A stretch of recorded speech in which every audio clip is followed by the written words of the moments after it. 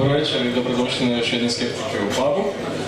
Skeptici je druženje znanstvenika, skeptika, humanista, sekularista i svih drugih ljudi koji vole znanost i cijene kritično mišljenje. Ovaj put imamo 3 zanimljiva predavača. Prvi od njih bit će Branko Grisogona. Prije nego počnemo, moramo se podsjetiti samo da ne pušite u lokalu i da isključite tonove na svojim mobitelima ukoliko to još niste. Dakle, Branko Grisogona redoviti je profesor u trajnom zvanju na PMF-u u Zagrebu, diplomirao je i magistrirao na istom fakultetu 1983. i 1987. godine, a doktorirao je 1992. u Desert Ranch Institute u SAD-u. Izvanredni je profesor na sveučilištu u Uppsali, onda u sveučilištu u Štokholmu od 1996. 1997. do 2003. godine, kada se vratio u Zagreb nakon 15 godina rada u inozemstvu. Objavio je 60-ak recenziranih znanstvenih radova u glavnom časopisima značajno nadprosječnog faktora utjecaja u atmosferskoj fizici, odnosno u meteorologiji i klimatologiji. Uže područje rada su atmosferski valovi i turbulencija. U primjeni struke to se uglavnom svodi na planinsku i obalnu meteorologiju i klimatologiju. Jedan je od najcitiranijih hrvatskih geofizičara, vodi znanstvene istraživačke projekte, bio je ili jest u uredničkom odboru nekoliko međunarodnih časopisa, recenzirao je preko 100 znanstvenih radova i projekata, sudjelovao u 30 doktorskih povjerenstava, u 6 zemalja predaje nekoliko sveučilišnih kursova iz dinamičke meteorologije, uspješno je suvodio 10 doktorata i 40 diplomskih i magistarskih radova. Uveo je nekoliko novih znanstvenih pristupa problematici mezo- i mikroskalne meteorologije, odnosno dinamičkih geofizičkih fluida. Profesor Grisogona.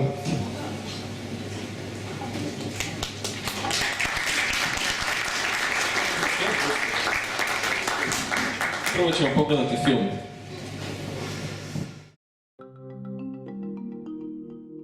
If you've been hearing that extreme cold spells, like the one that we're having in the United States now, disproves global warming, don't believe it.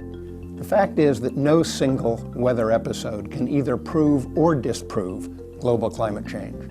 Climate is the pattern of weather that we observe geographically and over the seasons, and it's described in terms of averages, variations, and probabilities. But a growing body of evidence suggests that the kind of extreme cold being experienced by much of the United States as we speak is a pattern that we can expect to see with increasing frequency as global warming continues. And the reason is this. In the warming world that we're experiencing, the far north, the Arctic, is warming roughly twice as rapidly as the mid-latitudes, such as the United States. That means that the temperature difference between the Arctic and the mid-latitudes is shrinking. And that temperature difference is what drives what is called the circumpolar vortex, which is the great counterclockwise swirling mass of cold air that hovers over the Arctic. As the temperature difference between the Arctic and the mid-latitudes declines, the polar vortex weakens and it becomes wavier. The waviness means that there can be increased, larger excursions of cold air southward, that is into the mid-latitudes, and in the other phase of the wave, increased excursions of relatively warmer mid-latitude air into the far north. Computer models tell us that there are many different factors influencing these patterns. And as in all science, there will be continuing debate about exactly what is happening. But I believe the odds are that we can expect, as a result of global warming, to see more of this pattern of extreme cold in the mid-latitudes and some extreme warm in the far north.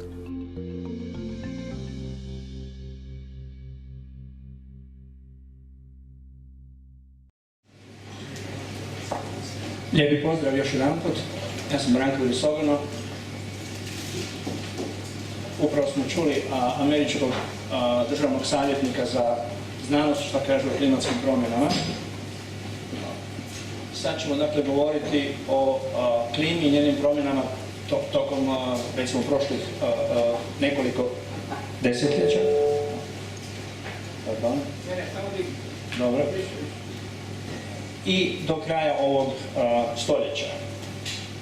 Na početku bi se zahvalio svojim dobrim kolegama Čedomiru Brankoviću i Ivanu Gitleru, renomiranim hrvatskim klimatolozima. Ivan Gitler će doktorirati za 1-2 mjeseca.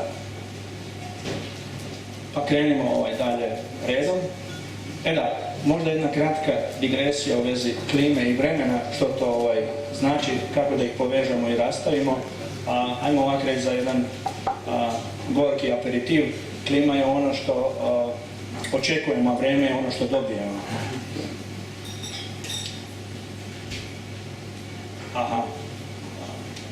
Dakle, proletit ćemo kroz zadnjih 1000 godina o klimi što znamo. Ja se moram ograničiti negdje i u vremenu i u prostoru, jer bez vremenskih prostornih skala ne možemo uopće ovdje razgovarati. Ići ćemo u prošlost oko jedan milenij i posebice govoriti o 20. stoljeću i o nekim projekcijama za 21. stoljeće. Fokusirat ću se na hemisfersku i na regionalnu skalu. Uskoro ćete vidjeti što to znači. Ovu stvar smo već malo dotakli. Još će se malo pojaviti u detaljima. Posebnu pažnju bi dao numeričkim modelima koje malo imaju krivo ime. Kad kažete model, čovjek pomisli da je to nekakva igračka. To su u stvari simulatori. To su programi od nekoliko miliona Fortran linija koda. Ovdje idemo malo na tanki led, ali jedini način da ovo radimo sustavno je da koristimo ove modele i onda ići ćemo na naše područje i nekakvi, ajmo reći, okvirni zaključci gdje bi ja htio malo završiti sa nekom socijalnom, ekonomskom komponentom, da ne kažem religioznom. Ja nisam u tome stručnjak, ali osjećam da treba ući u te dimenzije.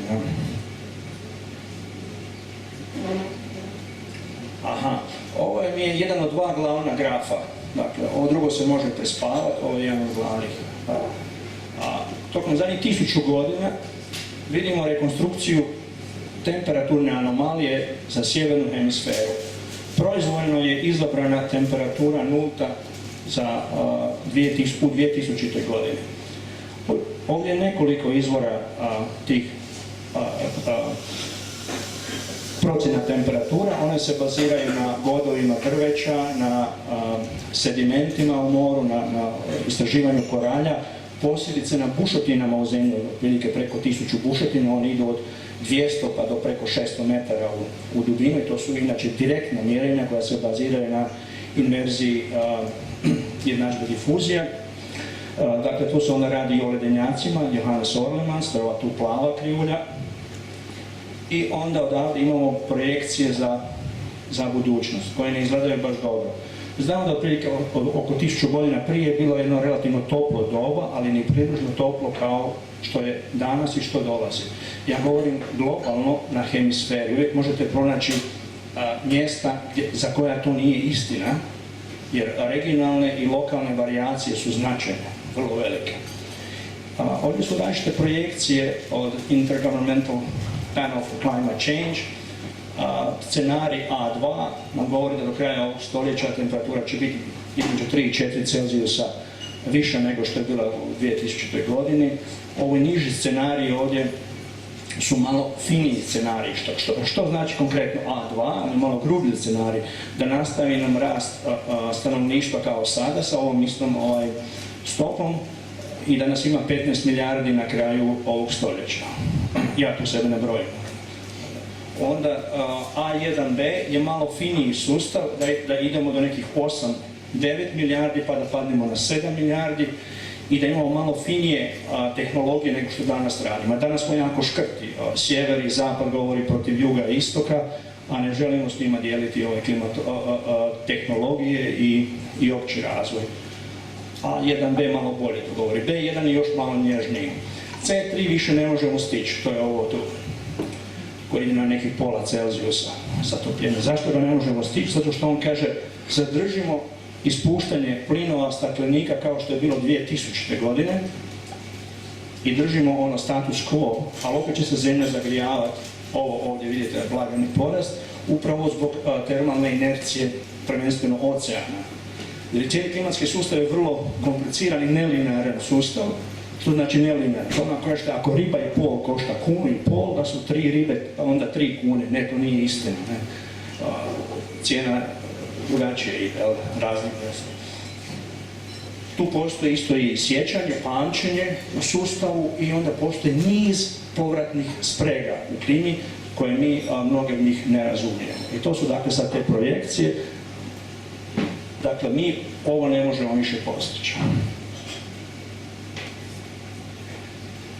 Aha, ovo ste već vjerojatno vidjeli, samo ću vam brzo proći kroz neke evidencije koje su dostupne svugdje na webu. Ovdje nema nikakvog lobiranja, to su rezultati od najjačih svjetskih agencija, NOAA, NASA, Svjetska meteorološka organizacija. Ne može se govoriti da recimo deseci milijuna znanstvenika svi plotiraju protiv recimo Philip Morrisa ili Texaca ili ostalih firmi koji žele zadržati jaku produkciju plinova staklenika. Na gornjoj slici vidite globalni porast temperature, na srednjoj slici vidite porast nivoa mora i ovdje na donjoj vidite smanjenje snježnog pokrivača. Ovo je iz zadnjeg izvješća što je izašlo prije nekoliko mjeseci, biti pokazuje jedno te isto. Na gornjoj slici vidite porast temperature, to je znači anomalija u odnosu na odstupanje na 30 godina od 61. do 90. Zašto se uzima taj period? Zato što tad već postoje satelitska mjerenja i to je, ajmo reći, najkompaktniji period koji nam je neka referenca. Naravno su ljudi morali odlučiti za neki period, to je proizvoljno 30 godina. I sad vidite porast temperature i na ovaj graf i na ovaj. A ovdje dolje imate ovdje color bar i možete vidjeti vrlo jaka zatopljenja, pogotovo u Sibiru, u Kanadi i tako dalje. Dakle, ovo je sve evidencija postojanja. Opet smanjenje snježnog pokrivača u proljeće, smanjenje arktičkog leda na oceanima, to je negdje u 9. mjesecu, stalno sustavno smanjivanje leda. Zašto je ovo zabrinjavajuće? Možda ne izgleda tako zabrinjavajuće na ovoj slici, ali ovdje se radi o takozvanoj pozitivnoj povratnoj sprezi, da što imate manje leda, imate tamni ocean i sve više dolazi do upijanja sunca, sunčeve energije i oceani tokom zadnjih 40 godina kontinuirano akumuliraju ogromne količine energije i Zemlja manje zrači, pogotovo gornji slojevi atmosfere manje zrači nego što su zračili prije 40-50 godina van radijaciju. Znači da ostaje dobar dio radijacije, ajmo reći, ujažljen ili zarobljen u sustavu Zemlja, atmosfera, more. Ove druge ste isto slajde već mogli sad vidjeti. Porast nivoa mora. More raste iz dva razloga globalno. U prošlom stoljeću je naraslo za oko 20 cm globalno zbog zagrijavanja, mada smo svi učili u školi da je more nije rastezljivo, da je nekompresibilno, ipak tu postoji mala kompresija, manje od 1 promila i zbog topljenja leda. Aha. Što sve ubaciti u klimatologiju? Pa tu vam ulazi jako puno stvari i biti dobar klimatolog je, ja mislim da je to nemoguće, samo čovjek se može truditi više ili manje. Ove točkice između ovdje predstavljaju ekonomiju, biologiju, kemiju, jer mi ne znamo kako ćemo dalje isporučivati plinove staklenika u ovom stoljeću. Tu samo se radi o projekcijama. Naša mjerenja nisu savršena, to su mjesta za dobar znanstveni skepticizam, jer mi ne možemo mjeriti sve svugdje i cijelo vrijeme živeći u svojoj laboratoriji. Mi ne možemo ponoviti naše pokuse, kao što možete recimo u CERN-u napraviti pokuse. I ovdje se stalno radi o poboljšanjima, sateliti su recimo jedni od glavnih izvora današnjih podataka, oko 90% su sateliti. Zatim, sami numerički modeli, odnosno ti simulatori nisu savršeni, oni u sebi imaju različite pretpostavke. Oni se zovu modeli zato što su to modeli, to nije stvarnost. I njima se ne smije nikad slijepo vjerovati. Tu recimo kod mene studenti padaju na ispitima ako slijepo vjeruju tim modelima, uključujući i meni ako vjeruju. Sustav je kaotičan, ali ima jednu vrlo jaku determinističku komponentu u sebi.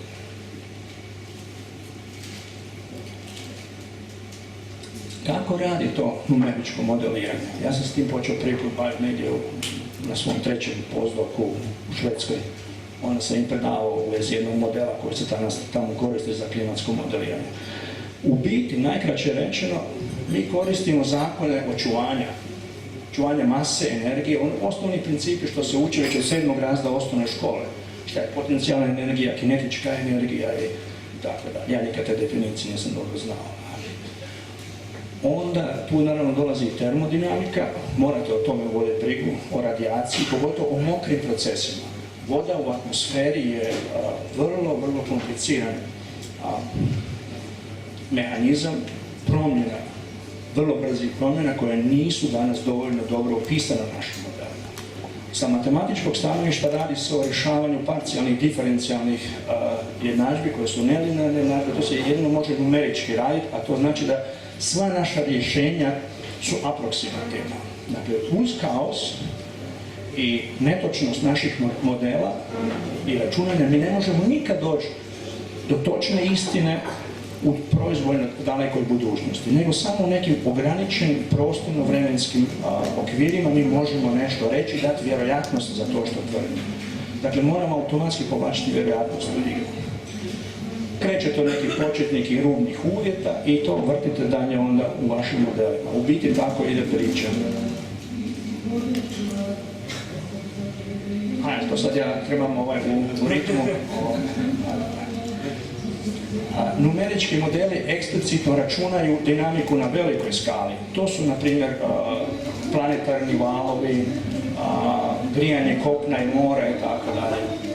S druge strane, postoje procesi koji su jako važni, poput radijacije, mokri procesi, što smo spomenuli, zatim turbulencije, koji su parametrizirani u modelima. Što to znači?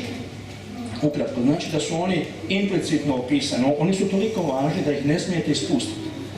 Ali se ne možemo danas priuštiti, a nećemo ni još za 100 godina priuštiti takvu finu rezoluciju u prostoru i vremena to računati. Konkretno, recimo za radijaciju, mi znamo kako treba radijaciju računati. Radijacija je u biti shvaćen proces. Ali za točan račun, recimo za prognozu vremena za sutra, da bi mi sad uzeli sve spektralne prozorčiće gdje dolazi do zračenja, upijanja, račun bi danas recimo trajao oko 40.000 godina sa današnjim računom. To nije dobro. Svi meteorolozi bi ostali odmah bez posla i Milanović može odmah potpisati otkaz. Ti se procesi onda parametriziraju. Znači oni su, ajmo reći, jedva donekle opisani. Što znači parametrizirati proces? Znači oni nikad u modelu neće dobiti ocjenu 5. Oni će dobiti 2, ako imamo malo sreće 3. To je ono, ajde da prođe. Tako da račun prolazi.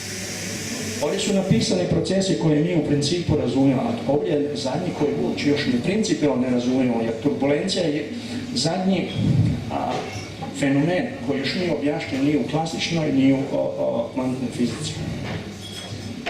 Ali mora biti uključen na način koliko danas to znamo napraviti. I sad kako ide naša prognoza?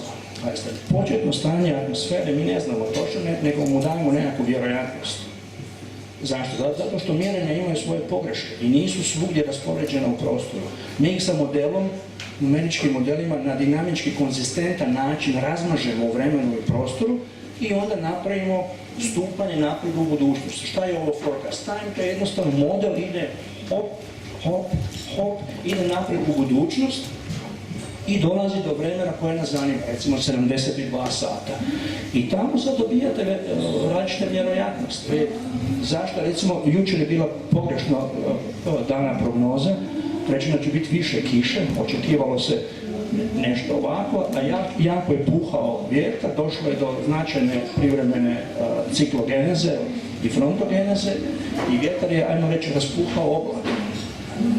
I tu se meteorolozi moraju odlučiti kud će dati težinu toga. Kako se to radi? Sa takozvanim ansambl prognozama. Vrde se deseci i deseci, ponekad i stotine sličnih simulacija. Jednim te istim modelom sa različitim početnim rubnim uvjetima ili čak sa različitim modelima. Da su od različitih ljudi napisani, onda gledate njihovu međusobnu statistiku. Još malo o razlici između modela. U biti, modeli za projekciju klime i one za prognozu vremena su jedni te isti modeli. U biti. Ali postoje puno finih razlika među njima. Prvo i osnovno je da prostorna i vremenska rezolucija, odnosno duljina integracije nije jednaka, ali oni u biti jedne te iste jednadžbe rješavaju. A najviše se razlikuju u tim parametrizacijama, znači to su procesi koji nisu različni. O čemu se radi? Radi se zato što tome da, konkretno, evo vam primjer, za prognozu vremena za sutra, da li će pogreška u temperaturi biti 100 Celzijusa, viša ili niža za Grič, Pleso ili Maksimir, a koga briga? To ni instrument ne može izmijeniti. Prema tome tu nećemo trošiti kompjuterske resurse. Ali za klimatsku simulaciju, ako vi dozvolite 100 Celzijusa pogreške na dan, to vam je godišnje 3,6 Celzijusa. Za 10 godina mi smo ljeto pretvorili u zimu. Tako da imate nedopustive procese u jednim drugim modelima, to ovisi o tim parametrizacijama. Nadalje, tretiranje recimo oceana i mora, recimo Aladin, prognoza za Hrvatsku, službena prognoza DHMZ-a, drži temperaturu Jadrana konstantno za proračun temperature sutra do preksutra. To nije idealno rješenje, to nije baš najbolje, ali radi.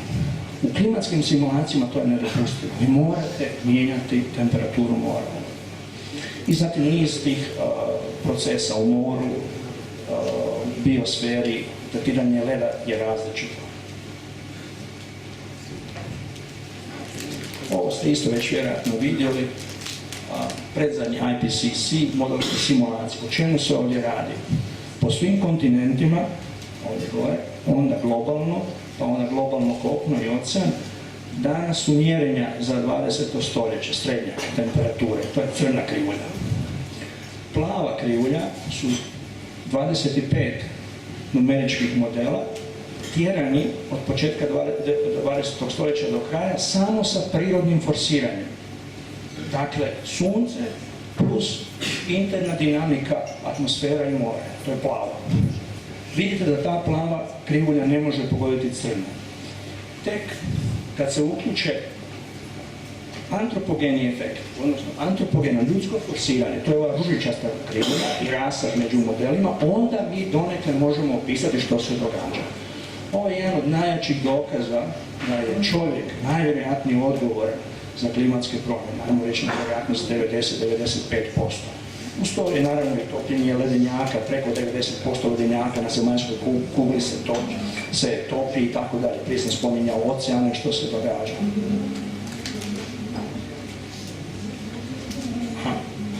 Sam nešto preletio. Ne, dobro. Ovo je procjena temperature na 2 metra za idući 30 godina do 40. minus razlika za ovaj period od 61. do 90. 4 modela su u pitanju. Postoje razlike među njima, ali sva 4 neovisna modela daju zagrijavanje. Tople boje prevladavaju. Ovaj gore model je iz Hamburga, EHAM, ovo je engleski model iz Hadley-Centrija, ovo je jedan talijanski model koji se kod nas isto koristi, malo finije ima rezoluciju, i ovo je američki model, Geophysical Fluid Dynamics Laboratory. Tako da vidite svugdje porast temperatura, ajmo reći, u širem području Hrvatske, oko 1 do čak 2 Celzijusa do kraja 2040. Pogledajmo sad, idemo sad zoom in u vremenu i u prostoru i gledamo isti period 2040. zadnjih 30 godina od 2011. minus onaj referentni period. Na lijevoj strani imamo ljeto i tu se proučavaju takozvani topli ljetni dani, ovako su definirani. Temperatura maksimalna na 2 metra da je preko 25 Celzijusa. Vidimo porast toplih dana u širem području Hrvatske između 3 pa čak do 12 dana. To je sve znanstveno publicirana literatura, ovo su current contents dokumenti, ovo nisam ja izmislio, nažalost. Jer ovo je prilično pesimistično. S druge strane vidimo smanjenje hladnih dana. To su dani koji imaju minimalnu temperaturu manje od 2 Celzijusa na 2 metra i izgubit ćemo oko 3 do 4 takva dana. Ono što još ovdje nije prikazano je da se noći i zime u prosjeku više zagrijavaju od ljeta, što je jedan od indirektnih pokazatelja da su plinovi staklenika odgovorni za to, jer da su varijacije na suncu, onda bi najviše imali porast ljetnih dana i dnevna temperatura bi rasla, ali nije tako, nego noć i zima.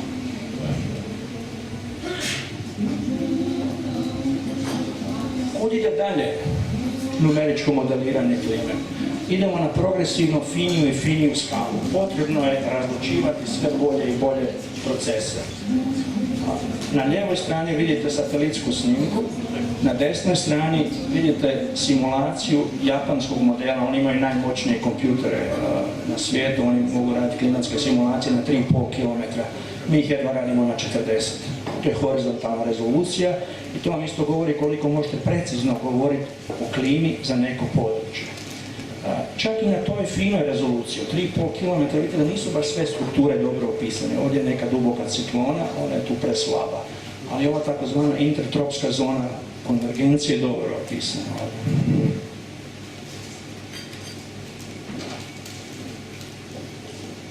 Još nekoliko projekcija za budućnost, ali ja mislim da sam sad već dao svoju poruku. Put u sve ide sa različitim tu scenarijima. Idemo do 21. stoljeća, smanjenje leda na oceanima, promjena pH faktora u moru. I idemo polako prema zaključcima i da tu kažemo o čemu sam pričao. Dakle, prvenstveno sam govorio o prizemnoj temperaturi koja ide prema gore i buduće predikcije nisu uobičajene i ne mogu se objasniti sa internom klimatskom varijabilnošću, nego je apsolutno potrebno uključiti antropogeni efekt da se to protumači.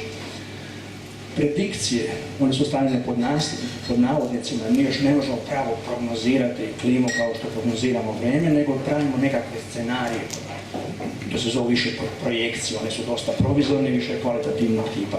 One se baziraju na scenarijima plinova staklenika, dakle nagađanja koliko će ih se proizvoditi i sa jasnim vezama između koncentracije tih plinova i termodinamičkim i dinamičkim zakonima kroz numeričko modeliranje. U to je uključeno i porast stanovništva, ocjena ekonomskog razvoja, znači vrlo tentativno, nije lako pogoditi, čak i neke socijalne interakcije su se pokušavale pogoditi. Kakav će biti razvoj čovječanstva, to je dosta ovako na tankim nogama. Što god da uzmemo, neminovno je pokazano da je globalno zagrijavanje stvarno i da prelazi i brzinu i magnitudu promjene tokom zadnjih 1000 godina. Najnoviji računi od prije nekoliko tjedana pokazuju da nikad nije bio ovako topli period od zadnjih 1400 godina na sjevernoj hemisferi, a to nisam stigao ovdje napisati. Što činiti? Nužno što prije smanjiti emisije plinova staklenika, da se približimo barem nekom scenariju tako da ne pređemo 2 Celzijusa globalnog zatopljenja. To je moja subjektivna mišljenja, što se možemo pregovarati. Treba promovirati što humanije tehnologije, obnovljive izvore energije, zdraviju hranu, što humanistički pristup ovim problemom. Nažalost, to ne vidimo ni na televiziji, ni u medijima.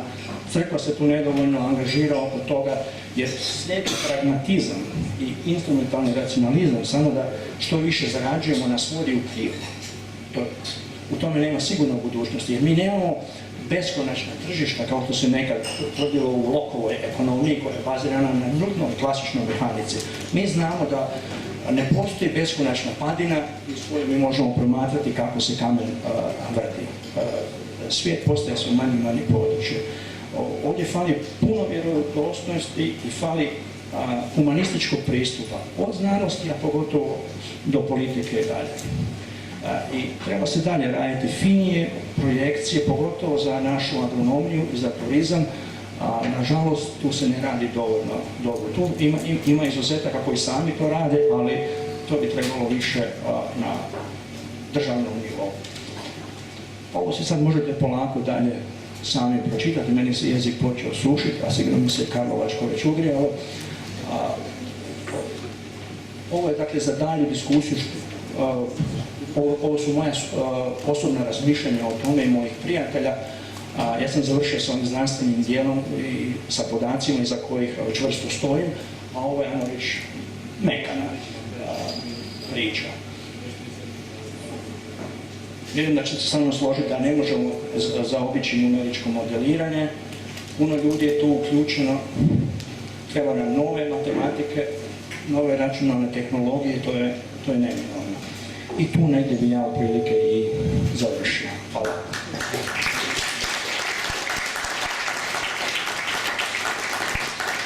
Hvala profesora na našem prvom predavanju sa muzikalnom pratnjom. Sada slijede pitanja. Netko iz publike.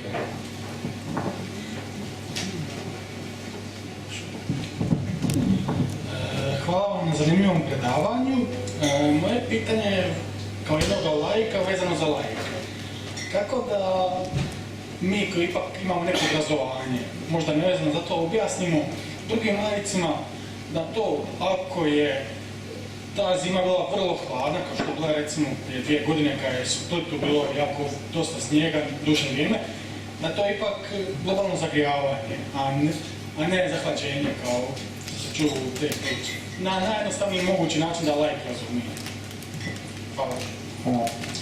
To je jako dobro pitanje koje nije lagano objasniti. Mislim da ga je ovaj američki savjetnik na početku dotakao kad je rekao da jedna pojava vrućeg ili hladnog vremena niti potvrđuje, niti opovrgava klimatske promjene, nego se radi o mustri, radi se o strukturi, radi se o općim trendovima. Dakle, može temperatura otići privremeno dolje ili gore, a treba pratiti kroz nekoliko desetaka godina što se događa. Dakle, trendove treba gledati.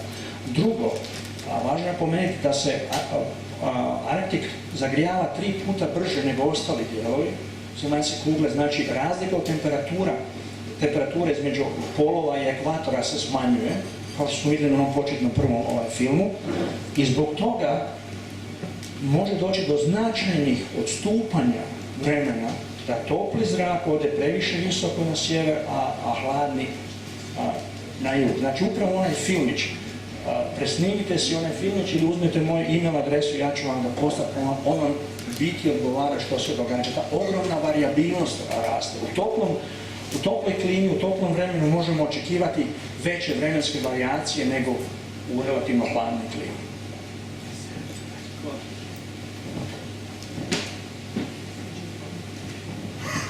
Ja bih pitao čisto malo nekakve fantastike, recimo da se mi kao ljudski rod opometimo, da shvatimo šta smo napravili i da u ovom trenutku se svi dogovorimo da napravimo ono što je najbolje tehnološki moguće. Znači, uz priznavanje realnog stanja, uz to da je sve skupa krenulo naglo na gore, šta bi tehnološki bilo moguće da mi barem usporimo, ako ne zaustavimo te procese? Ja nisam ekspert u tom području, znači to će sad biti, ajmo reći, moje mekše špekuliranje na tu temu. Mislim da svakako treba ići na nove tehnologije, da porezni sustav treba više promovirati nove, kvalitetnije tehnologije, a oporezovati one stare tehnologije, kao što imamo, recimo, kod starih automobila, matična smog check, programe koliko ispuštate plinova i da se to ekstra naplaćuje. To je, ajmo reći, sa tehnološkog stanovišta. Ja mislim da je puno teže sa ljudskog stanovišta. Da velike religije tu nedovoljno čine, male religije još manje. Fali jedna opća sinergija da znanost, tehnologija i humanizam zajedno sa političarima pokažu volju da se napravi taj korak naprijed što ste rekli. Imamo još pitanje? Ja se izvinjam, možda nisam bio dovoljno precizan. Ideja je da ako dakle, se dogovorimo da hoćemo nešto napraviti, dakle imamo para, imamo poreze, imamo sve, šta je uopće, da li je uopće išta moguće napraviti? Da, svakako, sad bolje razumijem. Što brže dijeljenje tih novih tehnologija svijetu u razvoju, konkretno Indiji, Kini, Brazilu, to je definitivna stvar, i dalje obrazovanje. Obrazovanje se kod nas sustavno spušta dolje, što je jako loše. Bez obrazovanja mi ne možemo pravovremeno reagirati i civilizacija može lagano nestati. Ako samo idemo slijepim pragmatizmom. Obrazovanje je, recimo, ajmo reći, ključna stvar. Imamo li još pitanja? Evo ja imam jedno. Je li moguće da vidimo u Hrvatskoj ovakve pojave ekstremnog vremena kao što su sad u Americi ili kao što vidimo da su u Njemačkoj svake godine, Austriji? O da, mi to viđamo. Prije 2 godine kolega Jure je spomenuo Split i ostalo područje. U Splitu je bilo, čini mi se, preko 900 lomova ruku i nogu. Bura je puhala, čini mi se, 3 tjedna. Ja sad imam 2 članka na recenziji upravo o tome da je to bilo jako, jako neobično vrijeme. I skoro svake godine, ili barem svake druge godine, imamo sušu. Svake 3. godine imamo poplave. Tako da nama se to događa. Pazite, ni ajmo reći, blesaviji, šašaviji numerički modeli nisu pokazivali to što će se događati. Stvari se događaju brže nego što to znanstvenici mogu reći. Jer mi smo suviše skeptični, mi se bojimo reći da se događa. Mi bi još to malo provjerili. Ja bi još tu 5 članaka trebao objaviti, još 2 doktorata da se tu izvede, znate. A stvari se događa ubrzanim procesima. I ljudi moje godine, ja sam preko 50, ja sam prespor za to.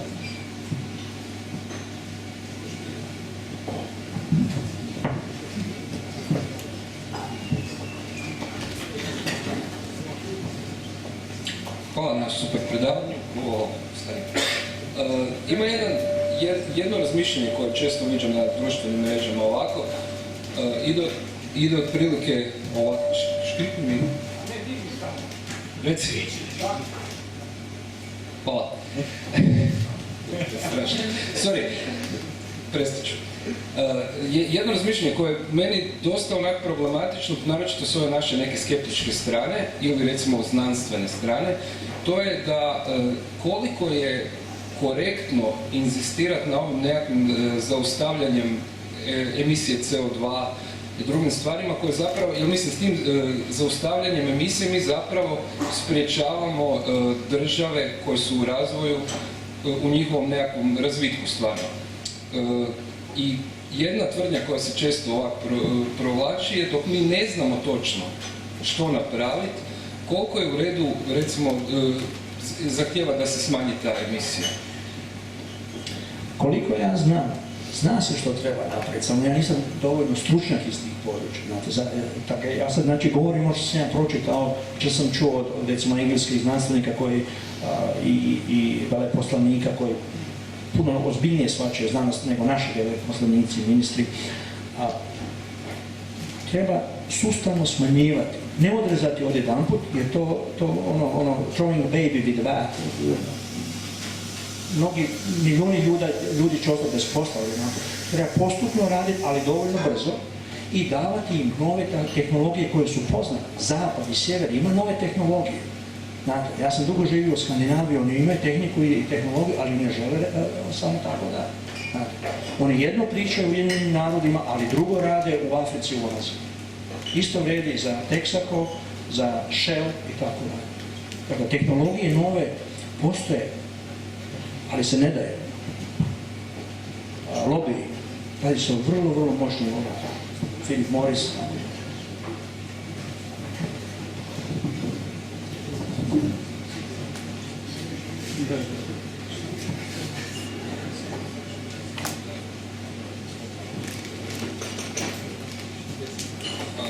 Matt Ridley, jedan poznati znanstvenik i autor, vjerojatno ste mnogi čuli za njega, on recimo tvrdi da povećanje prosječne temperature globalnim zagrijavanjem može dovesti do nekih pozitivnih efekta. Na primjer, povećanje agrikulturalne proizvodnje globalno gledano, otvaraju se nove fronte na Sibiru čak i tako dalje. Gledajući konfiguraciju zemlje, dakle gdje je kontinent, gdje je more, gdje se može proizvoditi, u globalu je izračunato da bi agrikulturalna proizvodnja bila veća i time možemo podržavati, dakle, veću populaciju na planetu. I općenito flora i fauna bolje uspjeva u malo višim temperaturama nego što se danas, tako je barem on valjda izračunao, ne? Imali nekih komentara sigurno na to. I drugo pitanje je u tom kontekstu istom, dokle bi onda ta temperatura uopće mogla rasti. Dakle, može li recimo temperatura se povećati za 20 stupnjeva u idućih, ne znam, 1000 godina? Ima li neka gornja granica povećanja temperature stakleničkim efektima? Hvala. Prvo pitanje je lakše, drugo je teže. Što ste spomenuli ovog znanstvenika, to rekao, to je linearni model koji vam kaže da u toploj klimi možete bolje proizvoditi. Postoji niz stvari koje to više neće funkcionirati, pogotovo u arktičkom dijelu. Kad se izgubi dio lanca, hranidbenog lanca, kada izgubimo recimo polarne medvjede koji više nemaju gdje da žive, ili kad skuhamo kornjače zbog pretoplog mora, mi rušimo hranidbeni lanac. Uvijek će negdje neka regija imati koristi od globalnog zagrijavanja. Zato težište je na riječ globalno. Skandinavija će imati koristi od globalnog zagrijavanja, posebice Švedska. Oni točno znaju koliko će dobiti kukuruza. Recimo Hrvatska će za 30-40 godina će imati oko 38-40% manje produkcije kukuruza. Mi nismo u stanju imati više tu produkciju. Ti modeli nisu linearni, a ovaj znanstvenik je računao linearnim modelom. Vi morate paziti što negdje gubite, što dobijate. To je, ajmo reći, zakon očuvanja zeznutosti. Nemoguće sad to samo transportirati, teleportirati u toplije vrijeme i da smo sad svi na plaži. Mislim, lijepo zvuči. Drugo pitanje je puno teže. Gdje je granica? Evo gledajte, čovjek kad ima temperaturu 36,95, smatramo da mu je dobro, da većini se ne osjeća loše. Dodate mu 500 Celzijusa temperatura mu postane 37,01, on se počinje loše osjećati. O čemu govorim? Govorimo o prelazu kvantitete u kvalitetu. Možete držati vodu na 99 Celzijusa i ona je u jednom stanju. Dovedete ju na 100 Celzijusa, 100.01, minimalno ste koristite temperaturu, imate sasvim nove procese u igri. Konačnu granicu kad će se dogoditi nepovratne stvari mi ne znamo. I zato se s tim ne smije klimatskim sustavom puno igrati. On je do sad bio prilično robustan, ali neke vrste neumisno već sad iščezavaju. Moj je osjećaj da smo mi blizu te magične temperature gdje se naša civilizacija može dobro osjećati.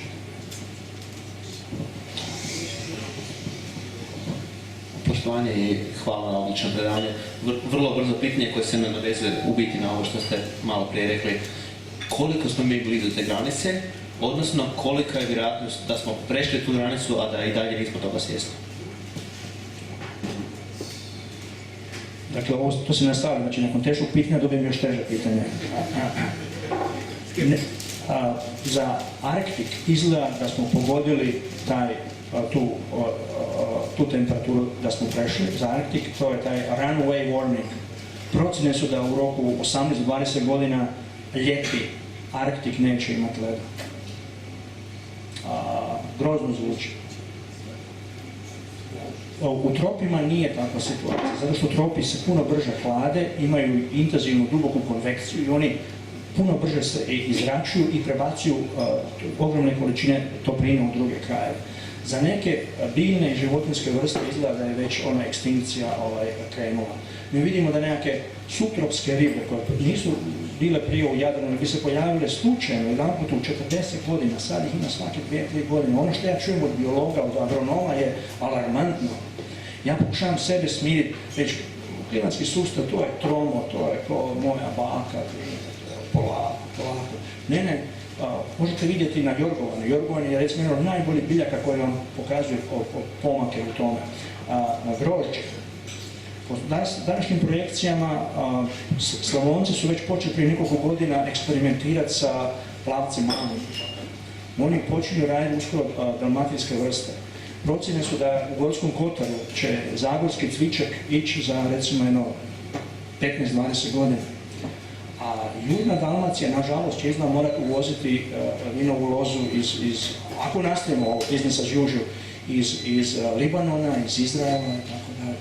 Tako da, odgovor je heterogen. Znate, različite biljne životinjske vrste imaju na različitim temperaturama svoju temperaturu 37 Celzijusa. Hvala još jednom profesoru Kristogovu na dobrom predavanju. Hvala na pozivu. Sada ćemo imati 10 minuta pauze, pa se vratimo.